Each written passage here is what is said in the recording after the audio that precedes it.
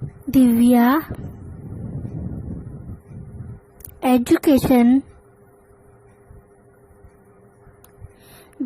Education channel में आपका स्वागत है। आप इंग्लिश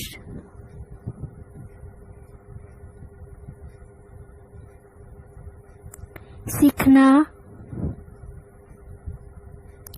चाहते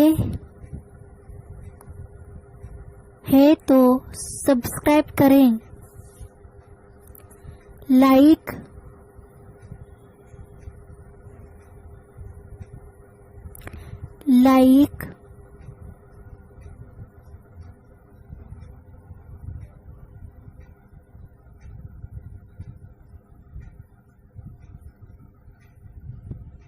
करना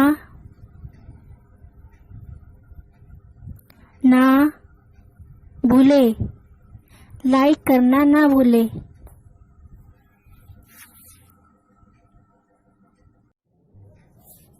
आज हम पढ़ेंगे फ्यूचर परफेक्ट टेंस।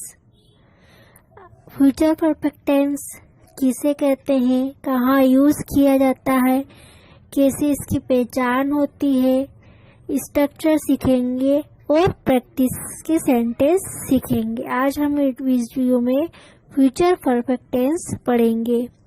अब सबसे पहले यूज करना सीखेंगे कि कहाँ इसका यूज किया जाता है।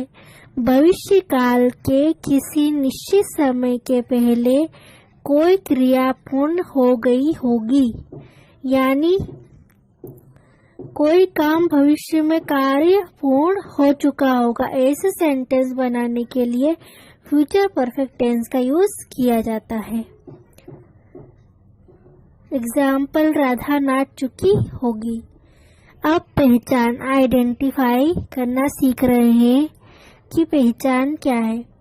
चुका होगा, चुकी होगी, चुके होंगे। हिंदी में सेंटेंस आता है चुका होगा, चुकी होगी, चुके होंगे। और इंग्लिश में इसकी पहचान है helping verb will have. Future perfect tense कैसे पहचानेंगे, चुका होगा, चुकी होगी, चुके होंगे।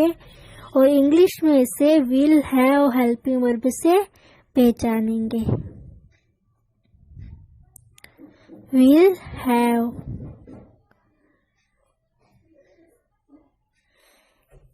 एग्जाम्पल देखिए, राधा नाच चुकी होगी। चुकी होगी, राधा नाच चुकी होगी। अब चुकी होगी हिंदी की पहचान है परफेक्ट फ्यूचर परफेक्ट टेंस की, और इंग्लिश में पहचान है विल हैव। तो हमारा सेंटेंस देखिए पहचान के लिए, she will have won the competition। इसमें सेंटेंस में विल हैव आया, तो विल हैव आया यानी किसका सेंटेंस है, फ्यूचर परफेक्ट टेंस का सेंटेंस है। इंग्लिश में कैसे पहचानेंगे, विल हैव से।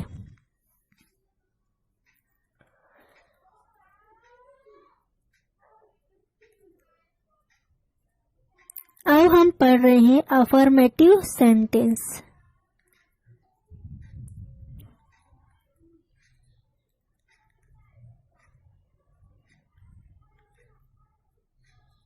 अफर्मेटिव सेंटेंस का स्ट्रक्चर है, सबसे पहले subject will have plus verb की थर्ड फॉर्म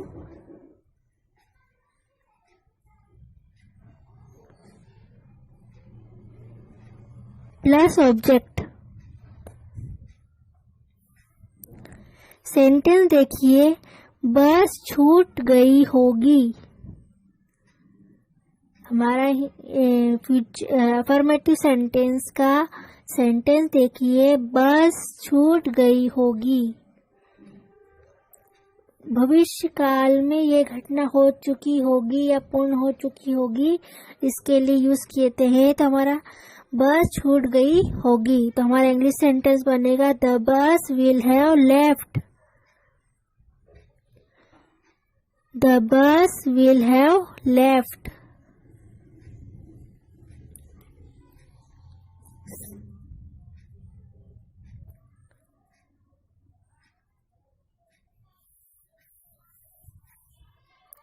बस छूट गई होगी। The bus will have left.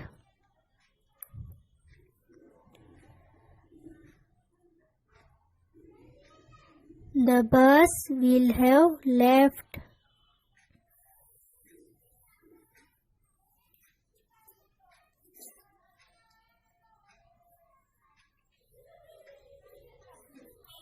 Negative sentence. अब हम सीखेंगे नेगेटिव सेंटेंस का स्ट्रक्चर।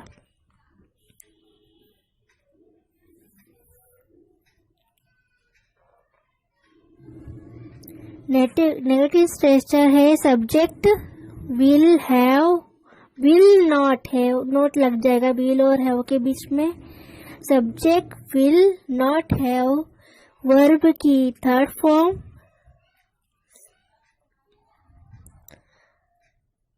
Plus object. सेंटेंस देखिए इसका, राधा मार्केट नहीं गई होगी।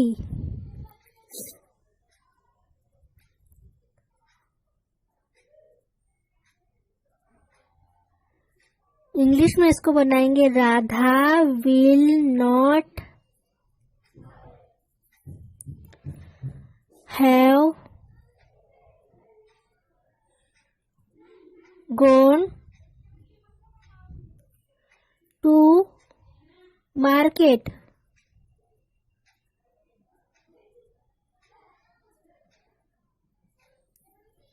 इंग्लिश में बनेगा Radha will not have gone to market. Radha market नहीं गई होगी। विल और हैव के बीच में नॉट लग जाता है नेगेटिव बनाने में। विल और हैव के बीच नॉट।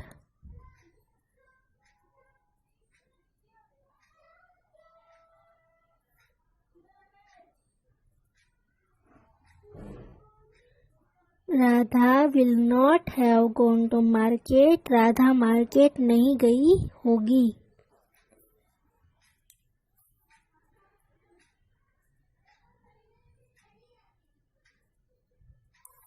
अब सीखेंगे हम इंटरोगेटिव सेंटेंस बनाना, उसका स्ट्रक्चर सीखेंगे। इंटरोगेटिव यानी प्रश्नवाचक वाक्य।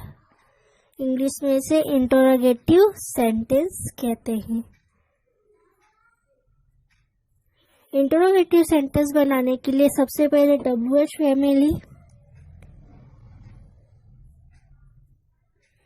Plus will plus subject plus have plus verb की थर्ड फॉर्म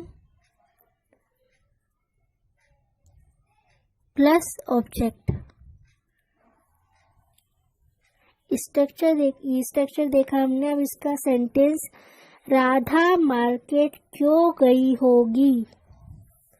राधा मार्केट क्यों गई होगी।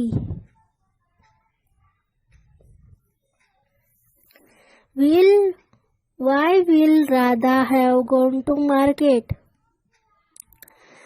Why will Radha have gone to market? देखो सबसे पहले WH फैमिली आए why, उसके बाद हमने will, सब्जेक्ट हमारी राधा है, have gone to market, gone हमारी वर्ब की थर्ड फॉर्म और टू मार्केट हमारा object. Why will Radha have gone to market?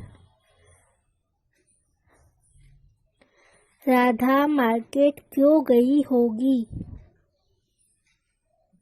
Why will Radha have gone to market?